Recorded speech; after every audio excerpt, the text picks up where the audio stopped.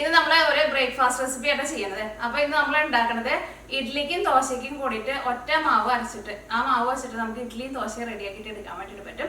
പിന്നെ അതേപോലെ നമ്മൾ മാവ് അരച്ചിട്ട് ഫ്രിഡ്ജിൽ വെച്ചിട്ടുണ്ടെങ്കിൽ ഒരു 2 ആഴ്ച വരെ കേട് വരാണ്ടിരിക്കുകയും ചെയ്യും. അപ്പൊ നമ്മുടെ ഇഷ്ടത്തിനനുസരിച്ചിട്ട് കുറേശ്ശെ മാവ് എടുത്തിട്ട് ഇഡ്ലി വേണമെന്നുണ്ടെങ്കിൽ ഇഡ്ലി ഉണ്ടാക്കുക, ദോശ വേണമെന്നുണ്ടെങ്കിൽ ദോശ ഉണ്ടാക്കുക. അപ്പൊ നിങ്ങൾ ട്രൈ ചെയ്ത് നോക്കാം. ട്രൈ ചെയ്ത് നോക്കിയിട്ട് ഫീഡ്ബാക്ക് പറയാൻ വേണ്ടിയിട്ട് മാർക്ക് ചെയ്തിട്ടാ. പിന്നെ നമ്മൾ മിയാക്കി ചെല്ലിലെ ലാസ്റ്റ് അപ്ലോഡ് ചെയ്തിട്ടുണ്ടായിരുന്നത് നല്ല സിമ്പിൾ ആയിട്ട് പൊറോട്ട ഉണ്ടാക്കുന്ന റെസിപ്പി ആയിരുന്നു. നിങ്ങളെ കുറച്ച് പേരൊക്കെ ട്രൈ ചെയ്ത് നോക്കിയിട്ട് നല്ല ടേസ്റ്റ് ഉണ്ടായിരുന്നു, നല്ല ഈസി ആയിരുന്നു, ഭയങ്കര നല്ല സോഫ്റ്റ് ആയിട്ടിരുന്നു, പെട്ടെന്ന് തന്നെ റെഡി ആക്കിയിട്ട് എടുക്കാൻ വേണ്ടി പറ്റിയതൊക്കെ നിങ്ങളെ ട്രൈ ചെയ്തവർക്ക് പറഞ്ഞിട്ടുണ്ടായിരുന്നു. അപ്പോൾ നിങ്ങൾ ആ വീഡിയോ കാണാത്തവരുണ്ടെന്ന് വെച്ചിട്ടുണ്ടെങ്കിൽ ആ വീഡിയോ കണ്ടു നോക്കാം. എന്തെങ്കിലും പൊറോട്ട കഴിക്കണം തോന്നുമ്പോൾ അതേപോലെ പൊറോട്ട ഉണ്ടാക്കി നോക്കാം. അപ്പോൾ നമുക്ക് ഒറ്റ സമയങ്ങൾ തന്നെ നമ്മുടെ ഇഡ്ലി ദോശമാവ് നമുക്ക് റെഡി ആക്കിയിട്ട് എടുക്കാം. അപ്പോൾ ഈ നമ്മുടെ ഇഡ്ലിയും ദോശയും റെഡിയാക്കണ ബാറ്റർ റെഡിയാക്കാൻ വേണ്ടിയിട്ട് പോവാണ്. അപ്പോൾ ഞാനിവിടെ ഓൾറെഡി അരിയും ഉഴുന്നും ഉലുവയും കുതിർത്താൻ വേണ്ടിയിട്ട് വെച്ചിട്ടുണ്ട്. അപ്പോൾ ഞാൻ എടുത്തത് എങ്ങനെയാണെന്ന് വെച്ചിട്ടുണ്ടെങ്കിൽ എന്താ നോക്കിക്കേ, ഇതേപോലത്തെ ഗ്ലാസ്സിൽ 1 ഗ്ലാസ് ഉഴുന്നെടുത്ത് കഴിഞ്ഞപ്പോൾ ഈ സെയിം ഗ്ലാസ്സിൽ തന്നെ 2 ഗ്ലാസ് പച്ചരിയാണ് എടുത്തേക്കുന്നത്. പച്ചരി അല്ലെങ്കിൽ ഇഡ്ലി റൈസ് ആയിരുന്നാലും കുഴപ്പമില്ല. ഞാനിവിടെ എടുത്തേക്കുന്നത് സോണ മസൂർ റൈസാണ്. സോണ മസൂർ റൈസ് തന്നെ വേണം നിർബന്ധമില്ല കേട്ടോ, ഞാൻ അത് പറഞ്ഞെന്ന് മാത്രം. പച്ചരി ആയിരുന്നാലും കുഴപ്പമില്ല, ഇഡ്ലി റൈസ് ആയിരുന്നാലും കുഴപ്പമില്ല. അപ്പോൾ 1 ഗ്ലാസ് ഉഴുന്നെടുക്കുമ്പോൾ അതിൻ്റെ ഡബിള് പച്ചരി ഇടുക.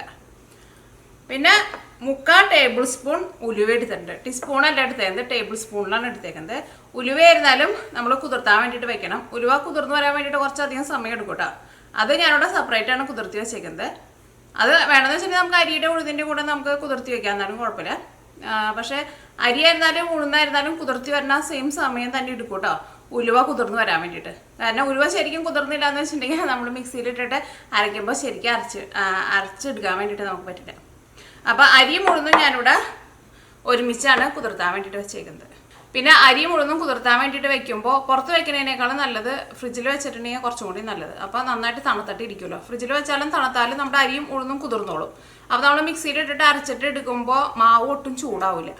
അപ്പോൾ ഇത് ഞാൻ കുതിർത്താൻ വേണ്ടിയിട്ട് ഫ്രിഡ്ജിലാണ് വെച്ചിട്ടുണ്ടായിരുന്നത്. ഇനി അപ്പോൾ നമുക്കിത് അരച്ചിട്ട് എടുക്കാം. അപ്പോൾ ഞാനിവിടെ സെപ്പറേറ്റ് അല്ല കേട്ടോ ഇടുന്നത്, അരിയും ഉഴുന്നും ഒക്കെ ഒരുമിച്ചാണ് വെള്ളത്തിൽ കുതിർത്താൻ വേണ്ടിയിട്ട് വെച്ചേക്കുന്നത്. പിന്നെ സാധാരണ നമ്മൾ ഇഡ്ഡലി ഉണ്ടാക്കുമ്പോൾ കുറച്ച് ചോറും കൂടിയിട്ട് ചേർക്കുമല്ലോ. പക്ഷേ ചോറ് ചേർക്കാണ്ട് നമ്മൾ ഇതേപോലെ ഉണ്ടാക്കിയാലും നമ്മുടെ ഇഡ്ഡലി നല്ല സോഫ്റ്റ് ആയിട്ട് കിട്ടും. ഇതിലേക്ക് നമ്മൾ ഉലുവ ചേർക്കണുണ്ടല്ലോ, കഴിയുന്നത് എന്തോരം വെള്ളം കുറച്ചിട്ട് അരച്ചിട്ട് എടുക്കാൻ പറ്റുമോ അത്രയ്ക്ക് അരച്ചിട്ട് എടുക്കുക. അത് നമ്മളപ്പോൾ അങ്ങനെ നമ്മൾ കുറച്ച് തിക്കായിട്ട് നമ്മൾ അരച്ച് ഫ്രിഡ്ജിൽ എടുത്ത് വെച്ചിട്ടുണ്ടെന്ന് വെച്ചിട്ടുണ്ടെങ്കിൽ പെട്ടെന്ന് നമ്മുടെ മാവ് കൊണ്ട് പുളിച്ചും പോവുകയില്ല, പെട്ടെന്ന് കേടുവരുകയും ചെയ്യില്ല. അപ്പോൾ ഞാൻ അങ്ങനെയാണ് അരച്ച് വെക്കാറുള്ളത്. അപ്പോൾ അങ്ങനെ മാവ് നമ്മൾ കുറച്ച് തിക്കായിട്ട് അരച്ചിട്ട് വെക്കാമെന്ന് വെച്ചിട്ടുണ്ടെങ്കിൽ കറണ്ടൊന്നും പോകാത്ത സ്ഥലത്തൊക്കെയാണെന്ന് വെച്ചിട്ടുണ്ടെങ്കിൽ ഒരു 2 ആഴ്ച വരെ നമ്മുടെ മാവ് അധികം പുളിക്കാണ്ട് കേടുവരാണ്ട് ഫ്രിഡ്ജിലിരിക്കും. അപ്പോൾ അത് അരച്ചിട്ട് എടുക്കട്ടെ.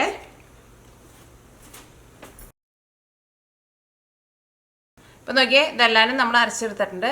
ഇനി എന്താണെന്ന് വെച്ചിട്ടുണ്ടെങ്കിൽ നമ്മൾ കൈ കൊണ്ട് ഇത് നന്നായിട്ട് മിക്സ് ചെയ്യണം. എന്നാൽ മാത്രമേ നമ്മുടെ ഉലുവ അരച്ചതും പിന്നെ എല്ലാം കൂടിയിട്ട് ശരിക്കും മിക്സ് ആയിട്ട് വരുള്ളൂ. കൈ കൊണ്ട് തന്നെ മിക്സ് ചെയ്യാൻ വേണ്ടിയിട്ട് നോക്കട്ടെ.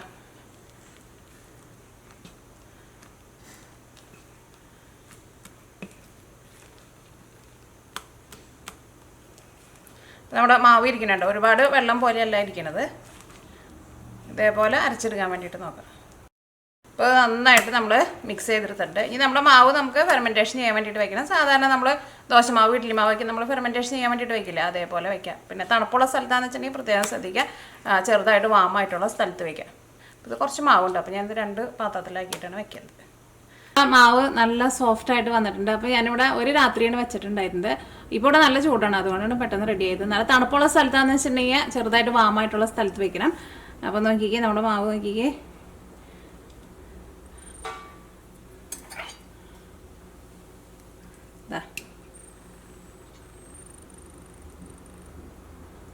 മാവ് നല്ല സോഫ്റ്റായിട്ട് നല്ല പദം പോലെ വന്നിട്ടുണ്ട്. ഇതേപോലെ ഇങ്ങനെ നല്ല സോഫ്റ്റായിട്ട് മാവ് വരണം കേട്ടോ. എന്നാൽ മാത്രമേ നമ്മൾ ഇഡ്ഡലി ആയിരുന്നാലും ദോശ ആയിരുന്നാലും ഉണ്ടാക്കിയിട്ടുണ്ടെങ്കിൽ നല്ല ദോശയ്ക്ക് നല്ല ക്രിസ്പിയും ഇഡ്ഡലിക്ക് ആയിരുന്നാലും നല്ല സോഫ്റ്റായിട്ട് വരുള്ളൂ. ഈ മാവ് ഇളക്കുമ്പോൾ തന്നെ നമുക്ക് എന്താ പറയുക, നല്ല ഇങ്ങനെ കനം കുറഞ്ഞിട്ട് ഒരു പഞ്ഞി പോലത്തെ ഒരു ഫീലിംഗ് ഉണ്ടാകും. നന്നായിട്ട് ഇങ്ങനെ പൊന്തി വന്നേക്കണ പോലെ കണ്ടേ. അല്ലെങ്കിൽ മാവ് പൊന്തി വന്നില്ല എന്ന് വെച്ചിട്ടുണ്ടെങ്കിൽ നമ്മൾ ഇഡ്ഡലി അല്ലെങ്കിൽ ദോശ ഉണ്ടാക്കിയിട്ടുണ്ടെങ്കിൽ നിങ്ങൾക്ക് അറിയാമല്ലോ, ശരിക്കുള്ള ടേസ്റ്റ് വരില്ല. അപ്പോൾ തണുപ്പുള്ള സ്ഥലത്താണെന്ന് വെച്ചിട്ടുണ്ടെങ്കിൽ വാമായിട്ടുള്ള സ്ഥലത്ത് തന്നെ വെക്കാൻ വേണ്ടിയിട്ട് നോക്കാം. അപ്പോൾ ഇപ്പോൾ ഈ മാവ് കുറച്ച് ടൈറ്റായിട്ടാണല്ലോ ഇരിക്കുന്നത്. അപ്പോൾ ഇതിൽ നിന്ന് നമുക്ക് ആവശ്യത്തിനുള്ള മാവ് എല്ലാ ദിവസവും രാവിലെ എടുക്കുക. ഇഡ്ഡലിക്കാന്ന് വെച്ചിട്ടുണ്ടെങ്കിൽ ദോശയ്ക്കാന്ന് വെച്ചിട്ടുണ്ടെങ്കിൽ ഞാൻ അങ്ങനെയാണ് ചെയ്യാറ്. അപ്പോൾ ഇന്ന് നമുക്ക് ഇതിൽ നിന്ന് കുറേശ്ശെ മാവ് എടുത്തിട്ട് ഇഡ്ഡലിയും ദോശയും ഉണ്ടാക്കി നോക്കാം. അപ്പോൾ ഈ നമുക്ക് ഫസ്റ്റ് ഇഡ്ഡലി റെഡിയാക്കാം. അപ്പോൾ ഇതിൽ നിന്ന് കുറച്ച് മാവ് എടുക്കുക.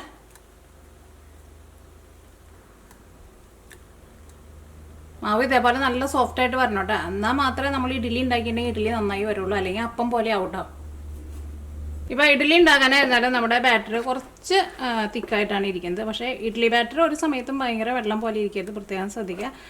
ദോശമാവായിരിക്കണം കുറച്ച് വെള്ളം പോലെ ഇരിക്കേണ്ടത്. അപ്പോൾ ഇതിനകത്ത് ഒരു പൊടിക്ക് വെള്ളം ചേർക്കാം. അത്രയ്ക്ക് മതി. ഇതിലേക്ക് ആവശ്യത്തിന് ഉപ്പ് ചേർക്കാം. ഭയങ്കര വെള്ളം പോലെ ആയിട്ടുണ്ടെങ്കിലും നമ്മുടെ ഇഡ്ഡലി സോഫ്റ്റായിട്ട് വരില്ലേ. ആ മാവ് ഇങ്ങനെ എടുക്കുമ്പോൾ നമുക്ക് അറിയാൻ വേണ്ടിയിട്ട് പറ്റും. നോക്കി നല്ല നല്ല കനം കുറഞ്ഞിട്ട് നല്ല സോഫ്റ്റായിട്ട് മാവ് ഇരിക്കുന്നുണ്ട്. ഇഡ്ഡലി ബാറ്റർ ഇതേപോലെ ഇനി ഇരിക്കണം. ഞാനിവിടെ ഇഡ്ഡലി തട്ടിൽ കുറച്ച് ഓയിലൊന്ന് തൂത്ത് കൊടുത്തിട്ടുണ്ട്. ഇതിലേക്ക് നമുക്ക് മാവ് ഒഴിക്കാം.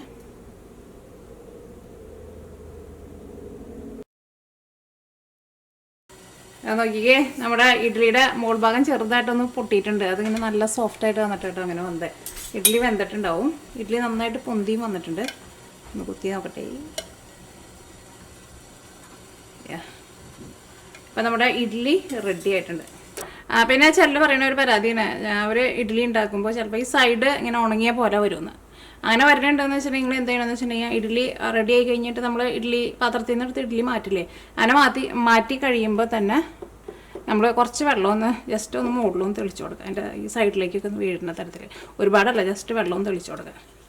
അപ്പോൾ ആ സൈഡിൽ അങ്ങനെ ഉണങ്ങിയ പോലെ വരില്ല. ഇഡ്ഡലി ആയിരുന്നാലും നല്ല സോഫ്റ്റായിട്ട് വന്നിട്ടുണ്ട്.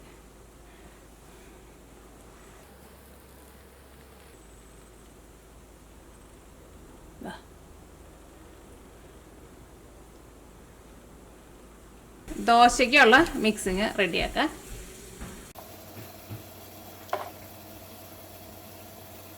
അപ്പോൾ ഈ ബാക്കിയുള്ളത് എടുത്തിട്ട് ഞാൻ ഫ്രിഡ്ജിലേക്ക് വയ്ക്കുകയാണ്. അപ്പോൾ ഇതേപോലെ നമ്മൾ ഫ്രിഡ്ജിൽ എടുത്ത് വെച്ചിട്ടുണ്ടെന്ന് വെച്ചിട്ടുണ്ടെങ്കിൽ കറണ്ടൊന്നും പോകാത്ത സ്ഥലത്താണെന്ന് വെച്ചിട്ടുണ്ടെങ്കിൽ 2 ആഴ്ച വരെ കേടുവരാണ്ടിരിക്കും കേട്ടോ. അപ്പോൾ ഞാനിപ്പോൾ കുറച്ച് നാളായിട്ട് ഇതേപോലെ ഇങ്ങനെ സ്ഥിരം മാവ് ഇതേപോലെ ഇങ്ങനെ അരച്ച് വയ്ക്കാറുണ്ട്. എന്നിട്ട് നമ്മുടെ ആവശ്യത്തിന് എടുത്തിട്ട്, ചിലപ്പോൾ എല്ലാവർക്കും ദോശ ഇഡ്ഡലിയൊന്നും ആവശ്യം ഉണ്ടാവില്ലല്ലോ, അപ്പോൾ അതനുസരിച്ചിട്ട് ഉണ്ടാക്കിയിട്ടെടുക്കും. അപ്പോൾ ഈ ഇതേപോലെ തന്നെ ഫ്രിഡ്ജിൽ എടുത്ത് വയ്ക്കുക. എന്നിട്ട് ആവശ്യത്തിന് എടുക്കുമ്പോൾ മാത്രം വെള്ളവും ഉപ്പും ചേർത്താൽ മതി. അപ്പോൾ ദോശയ്ക്കുള്ള മാവാകുമ്പോൾ കുറച്ച് നന്നായിട്ട് ലൂസായിട്ട് ഇരിക്കണം, നല്ല ദോശ നല്ല ക്രിസ്പി ആയിട്ട് വരുള്ളൂ. മാവ് ഭയങ്കര തിക്കായിട്ട്, ഇപ്പോൾ നമ്മുടെ ഇഡ്ഡലിക്ക് എടുത്തില്ല അതേപോലെ തിക്കായിട്ട് ഇരിക്കുകയെന്ന് വെച്ചിട്ടുണ്ടെങ്കിൽ ദോശ അത്രയ്ക്കാണ്ട് ക്രിസ്പി ആയിട്ട് വരില്ല. എന്താ ദോശയ്ക്കുള്ള മാവ് ഇതേപോലെ ഇങ്ങനെ ഇരിക്കണം, കുറച്ച് ഇങ്ങനെ വെള്ളം പോലെ, കുറച്ച് ലൂസായിട്ട് ഇങ്ങനെ ഇരിക്കണം, ഭയങ്കര വെള്ളം പോലെയല്ല. ഇതേപോലെ ഇങ്ങനെ ഇരിക്കണം. ഇതിലേക്ക് നമുക്ക് ആവശ്യത്തിന് ഉപ്പ് ചേർക്കാം.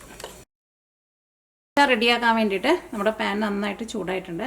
ഇത് നോൺ സ്റ്റിക്ക് കേട്ടോ. ഞാൻ ഈ പ്രാവശ്യം ഡിസംബർ നാട്ടിൽ പോയിട്ടുണ്ടായിരുന്നില്ല, അപ്പോൾ വാങ്ങിച്ചുകൊണ്ടെന്താ. പിന്നെ എൻ്റെ അടുത്ത് ദോശക്കല്ലുണ്ട്, പക്ഷേ എനിക്ക് ദോശ ഉണ്ടാക്കുമ്പോൾ ഇങ്ങനത്തെ പാനാണ് ഇഷ്ടം. ഞാൻ ആകെ കൂടി നോൺ സ്റ്റിക്കിൻ്റെ ഒരു സാധനം ഉപയോഗിക്കുന്നത് ദോശ ഉണ്ടാക്കണം ഈ പാൻ മാത്രമാണ്. പക്ഷേ എനിക്ക് മറ്റേ ദോശക്കല്ലുണ്ടാകുമ്പോൾ എനിക്ക് അത്രയ്ക്കാണ്ട് ഇഷ്ടമില്ല. പിന്നെ ഒന്നാമതിന് അതിന് അത്രയ്ക്കാണ്ട് വലുപ്പമില്ലല്ലോ.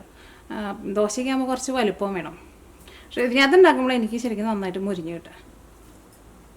നമ്മുടെ മാവ് ഒഴിക്കാൻ വേണ്ടിയിട്ട് പോകണം. പ്രത്യേകം ശ്രദ്ധിക്കാൻ നോക്കിയേ, ദോശമാവ് കുറച്ച് വെള്ളം പോലെ ഇരിക്കണം കേട്ടോ. നോൺ സ്റ്റിക്കിൻ്റെ പാനാന്ന് വെച്ചിട്ടുണ്ടെങ്കിൽ ഒന്ന് നന്നായിട്ട് ചൂടായി കഴിഞ്ഞ് കഴിയുമ്പോൾ തീ ഒന്ന് കുറച്ച് വെച്ചോട്ടെ. അല്ലെങ്കിൽ നമ്മൾ ഈ മാവ് ഒഴിച്ചിട്ട് നമ്മളിങ്ങനെ പരത്തുന്ന സമയത്തുണ്ടല്ലോ, ഭയങ്കര ചൂട് കൂടിയിട്ടുണ്ടെങ്കിൽ നോൺ സ്റ്റിക്കുമ്പോൾ പിടിച്ചിരിക്കില്ല. ഇതിങ്ങനെ പൊന്തി ഇങ്ങോട്ട് വരും ഈ സ്പൂണിൻ്റെ മുകളിൽ കൂടെ.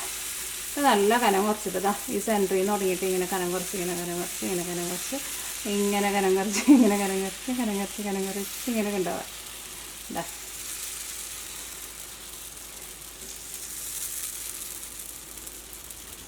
ഇതിലേക്ക് നമ്മൾ ഉലുവയും കൂടിയിട്ട് ചേർത്തിട്ടുണ്ടല്ലോ, അപ്പോൾ അതുകൊണ്ട് തന്നെ ഈ മാവിന് എന്താ പറയുക, ഒരു ഇതുണ്ടാവും, ഒരു പശ പോലെ ഉണ്ടാവും. അപ്പോൾ അതുകൊണ്ട് തന്നെ നമുക്ക് പരത്താൻ വേണ്ടിയിട്ട് കുറച്ചുകൂടി നല്ല സുഖമായിരിക്കും.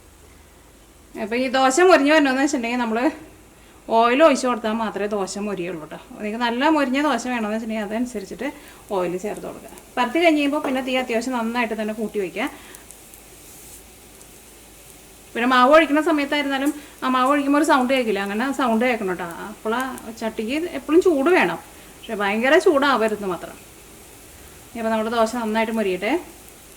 അപ്പോൾ ഓയിൽ ഒഴിച്ച് കൊടുക്കണം, അല്ലാണ്ട് നമ്മുടെ ദോശ മൊരിയില്ല. ദോശയ്ക്ക് പിന്നെ മൊരിയാൻ വേണ്ടിയിട്ട് ഓയിൽ ഉണ്ടായില്ലല്ലോ എന്ത് സാധനം മൊരിയുള്ളൂ. അപ്പോൾ നന്നായിട്ട് മൊരിയണമെന്ന് വെച്ചിട്ടുണ്ടെങ്കിൽ അതനുസരിച്ചിട്ട് ഓയിൽ ചേർത്ത് കൊടുക്കണം. അപ്പോൾ നമ്മുടെ ദോശ നന്നായിട്ട് മൊരിഞ്ഞു തുടങ്ങിയിട്ടുണ്ട്. ഒന്ന് നന്നായിട്ട് മൊരിഞ്ഞു തുടങ്ങുമ്പോൾ നമ്മൾ ഓയിൽ ഒഴിച്ച് കൊടുത്തിട്ടുണ്ടായില്ലേ മുകളിൽ, അത് നോക്കി എല്ലായിടത്തും ഒന്ന് തൂത്ത് കൊടുക്കുക. അത് ഇങ്ങനെ മുകളിലൊന്ന് വെന്ത് കഴിഞ്ഞിട്ട് തൂത്താൽ മതിയിട്ട്, അല്ലെങ്കിൽ മാവൊക്കെ നമ്മുടെ സ്പൂണിലിരിക്കും. നല്ല ഗോൾഡൻ കളറായി തുടങ്ങിയിട്ടുണ്ട്. ഒന്നും കൂടി നന്നായിട്ടൊന്ന് മൊരിയട്ടെ. പിന്നെ നമ്മൾ ചിലപ്പോൾ നമ്മൾ ഇങ്ങനെ ദോശ ഉണ്ടാക്കുമ്പോൾ ഇങ്ങനെ വെറുതെ നിൽക്കുമ്പോൾ ഇടയ്ക്കിടയ്ക്ക് നമ്മൾ ഈ സൈഡിലിട്ടിട്ട് ഈ ദോശേനെ നമ്മളിങ്ങനെ പൊന്തിച്ചുകൊണ്ടിരിക്കും. അങ്ങനെ പൊന്തിക്കരുത് കേട്ടോ, കാരണം അതിങ്ങനെ മുട്ടിയിരുന്നാൽ മാത്രമേ ശരിക്കും അങ്ങോട്ട് മൊരിയുള്ളൂ. അല്ലെങ്കിൽ ഒരു സൈഡ് നമ്മളാണ്ട് പൊന്തിക്കുമ്പോൾ ബാക്കിയുള്ള സൈഡൊക്കെ ആണ്ട് പൊന്താൻ വേണ്ടിയിട്ട് തുടങ്ങും. അപ്പോൾ ആ സൈഡ് നമുക്ക് ശരിക്കാണ്ട് മൊരിഞ്ഞിട്ടില്ല. അപ്പോൾ ലാസ്റ്റ് ഈ പാനിൽ നിന്ന് എടുക്കുന്ന സമയത്ത് മാത്രമേ സൈഡ് പൊന്തിച്ചാൽ മതി, അല്ലെങ്കിൽ ഇടയ്ക്കിടയ്ക്ക് സൈഡ് പൊന്തിച്ച് നോക്കണ്ടേ. അപ്പോൾ നമ്മുടെ ദോശ നന്നായിട്ട് മൊരിഞ്ഞിട്ടുണ്ട്. പിന്നെ ദോശയൊക്കെ ഉണ്ടാക്കുമ്പോൾ ഇപ്പോൾ ഇത് വലിയ പാനാണല്ലോ, അപ്പോൾ വലിയ അടുപ്പിൽ വയ്ക്കുക. അപ്പോൾ ചൂട് എല്ലാ സ്ഥലത്തും ഒരേപോലെ കിട്ടും. ചെറിയ അടുപ്പിൽ വെച്ചിട്ടുണ്ടെന്ന് വെച്ചിട്ടുണ്ടെങ്കിൽ ചൂട് നമുക്ക് എല്ലാ സ്ഥലത്തും ഒരേപോലെ കിട്ടില്ല. അപ്പോൾ ചിലപ്പോൾ ദോശയുടെ ഒരു സൈഡ് മാത്രമേ മൊരിയുള്ളൂ, മറ്റേ സൈഡ് മൊരിഞ്ഞിട്ടില്ല. നമ്മുടെ ദോശ നോക്കിക്കേ നന്നായിട്ട് മൊരിഞ്ഞ് വന്നിട്ടുണ്ട് കേട്ടോ, നല്ല മൊരിഞ്ഞ ദോശ. ഞാനിവിടെ സാധാരണ മിക്കപ്പോഴും ഇഡ്ഡലി ഉണ്ടാക്കൽ കുറവാണ്, ഇവിടെ എല്ലാവർക്കും ദോശ ഇഷ്ടം. അപ്പോൾ മിക്കപ്പോഴും ദോശ തന്നെയാണ് ഉണ്ടാക്കാറുള്ളത്. നമുക്കൊന്ന് മടക്കാം. ഇതങ്ങോട്ട് തേങ്ങ ചട്നിയും കൂട്ടിയിട്ടാണ് കഴിക്കാൻ വേണ്ടിയിട്ട് എന്ത് ടേസ്റ്റാണെന്നറിയാം. എല്ലാം മൊരിഞ്ഞ സൗണ്ട് കേട്ടോ. ഞാൻ സാധാരണ ഇങ്ങനെ മടക്കണ പരിപാടിയൊന്നുമില്ല കേട്ടോ. ഞാൻ എല്ലാവരും വന്നിരിക്കുമ്പോഴാണ് ദോശ ചൂടുള്ളൂ, എന്നിട്ട് ചൂടോട് കൂടിയിട്ട് ഓരോരുത്തർക്ക് അപ്പം ചുട്ടിട്ട് നമ്മൾ ദോശ കഴിക്കണം. അപ്പോഴായിരിക്കും അതിന് ടേസ്റ്റ് ഉണ്ടാവുക. നേരത്തെ കൂട്ടിയിട്ട് ഒരു സമയത്തും ദോശ റെഡിയാക്കിയിട്ട് വയ്ക്കരുത്, കാരണം ദോശ റെഡിയാക്കാൻ വേണ്ടിയിട്ട് അധികം സമയമൊന്നും എടുക്കില്ലല്ലോ. അപ്പോൾ ചൂടോട് കൂടിയിട്ട് എടുക്കുക, പാത്രത്തിലേക്ക് ഇടാൻ കഴിക്കുക. അങ്ങനെ വേണം ദോശ കഴിക്കാൻ വേണ്ടിയിട്ട്. ഒരു സമയത്ത് നേരത്തെ ദോശ ഉണ്ടാക്കി വയ്ക്കരുത്. ഇതാ അപ്പോൾ ദോശ എല്ലാം മുരിഞ്ഞ് ദോശ റെഡി ആയിട്ട്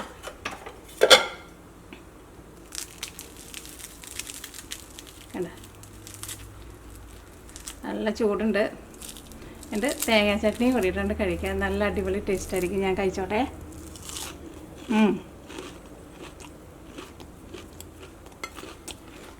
നല്ല സൂപ്പർ മുരിഞ്ഞ ദോശ. ഞാൻ നിങ്ങൾ ദോശ ഉണ്ടാകുന്ന സമയത്ത് എങ്ങാനും നിങ്ങൾക്ക് ദോശയ്ക്ക് കട്ടി കൂടുതൽ പോലെ തോന്നണുണ്ടെന്ന് വെച്ചിട്ടുണ്ടെങ്കിൽ നിങ്ങൾ അതനുസരിച്ചിട്ട് വെള്ളം ഒഴിച്ചിട്ട് ദോശമാവ് ലൂസാകണുണ്ട്. കാരണം ദോശമാവ് എപ്പോഴും കുറച്ച് നല്ല വെള്ളം പോലെ ഇരിക്കണം, കുറച്ച് വെള്ളം പോലെയല്ല, കുറച്ച് നല്ല ലൂസായിട്ട് ഇരിക്കണം. അപ്പോഴായിരിക്കും ദോശ ആയിരുന്നാലും നന്നായിട്ട് മുരിഞ്ഞ് വരുള്ളൂ.